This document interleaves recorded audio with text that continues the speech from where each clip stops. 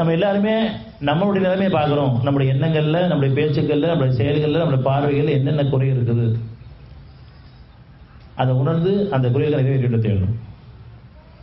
அப்படி நம்ம கவனிக்க ஆரம்பிச்சோன்னு சொன்னால் மற்றவங்க வாழ்க்கை பெருங்குற்றம், மற்றவங்களுடைய குறையெல்லாம் பெருங்குற்றம் ஆக்கிட மாட்டோம். ஏன்னா பணி வந்துடும், நம்மகிட்ட இதுதான் செய்யுது. யார்கிட்ட நம்ம எந்த குறையை பார்த்தாலும், குற்றங்களை பார்த்தாலும் அதை நம்மக்கிட்ட இருக்கிறது விதாச்சாரங்கள் உணர்த்துறதுக்காக தான்.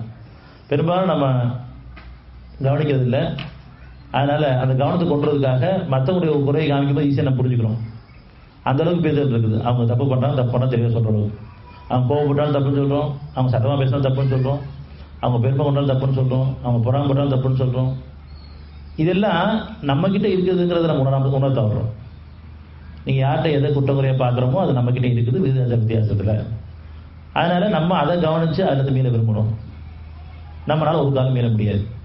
இந்த பாதை ரொம்ப லேசான பாதை, இறைவழி பாதை. நீங்கள் நம்ம எல்லாருமே நம்ம தவறை உணர்ந்து ஒத்துட்டு ஒப்படைச்சா போதும்.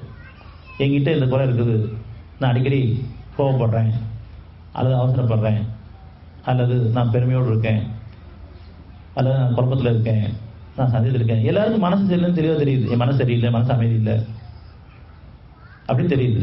மனசு சரியில்லைன்னு சொல்கிற அளவுக்கு தெளிவு இருக்குது. அந்த மனசு சரிவனுடைய ஆற்றல் இறைவன் இருக்கிறது உணராமல் இருக்கும், அவன்கிட்ட ஒப்படைக்காமல் இருக்கும்.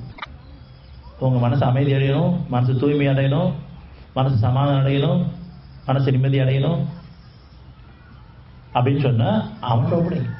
அவனை நினைச்சா மட்டும்தான் அமைதி, அவனோட ஒப்படைச்சா மட்டும்தான் நிம்மதி. ஏன்னா நீங்கள் உங்களுடைய பிரச்சனையை தீர்க்க முடியாது, யாருடைய சுமை யாரும் சுமக்க முடியாது. எனக்கு நானே நன்மை செய்ய சக்தியாக இருக்கும், யாருடைய பிரச்சனை தீர்க்க முடியாதுங்கிறது உணர்ந்து இறைவனை என்னை நீ பொறுப்பேற்று நடத்து, என்னை பொறுப்பு விட்டுறாங்க.